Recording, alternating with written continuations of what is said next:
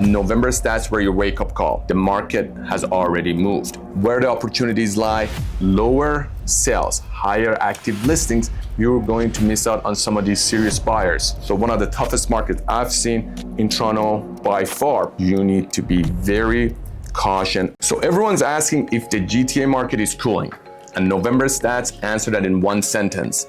Sellers don't have the leverage they think they do, and buyers have the option. So if you're pricing your home like it's the spring market, November stats were your wake-up call.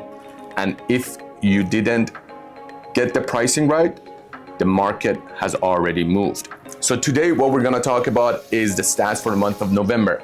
What has moved, where the opportunities lie, and what the actual story is in the numbers. What we're gonna start with is to just look at the overall numbers, just to see where the sales figure lies and where the actual average prices are at. So let's start off with the number of sales in the month of November. So the number of sales were actually down compared to last year by about 16%. So we're sitting at just over 5,000 actual sales happening in the last month. With the average prices right now hovering at around $1,039,000, the average price is, as a matter of fact, lower by about 6%. Talking about active listings have gone up so much so that we're about just over 16% higher than last year around this time. So we're sitting down at about 24,500 active listings. So lower sales, higher active listings have led to us having a month of inventory of just about 4.9 months of inventory. So again, what does a month of inventory mean? Means this is how long it will take to sell all the homes in GTA if no new home was to come on the market. So what does that actually mean? So anything below 3 months of inventory is seller's market. That's when we see the prices rising.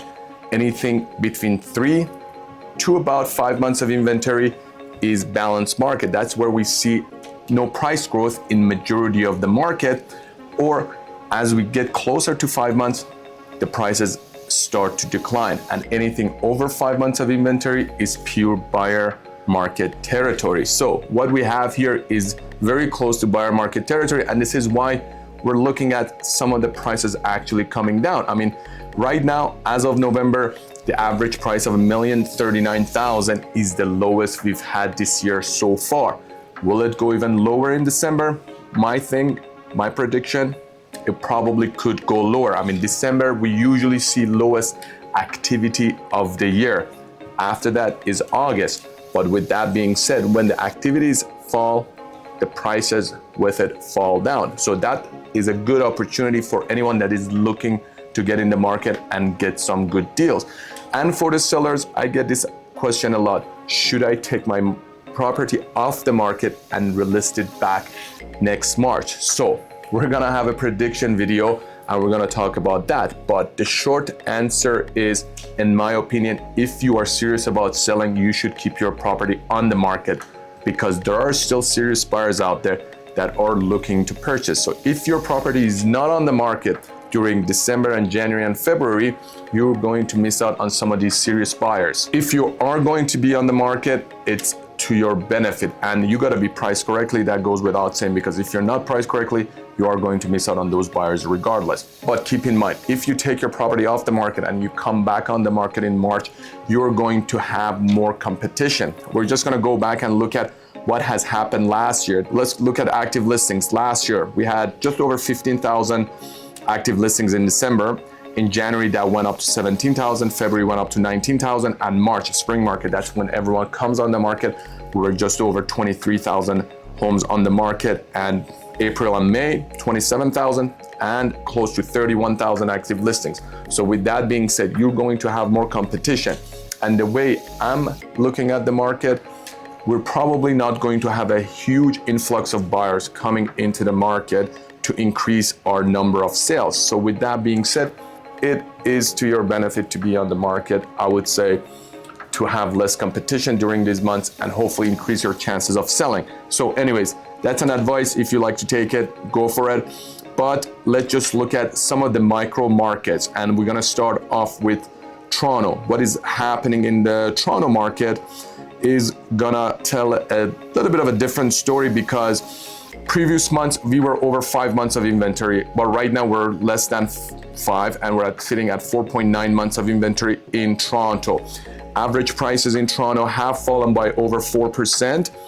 Active listings are higher by about 8%, and total sales is down over 14.5%. So market has slowed down, and we're gonna look at the exact breakdown of what's happening in different segments of the market. In each segment of the market in Toronto, we've had a price decline except condos. And in my opinion, condos have dropped so much that they have pretty much found their bottom, especially in Toronto region.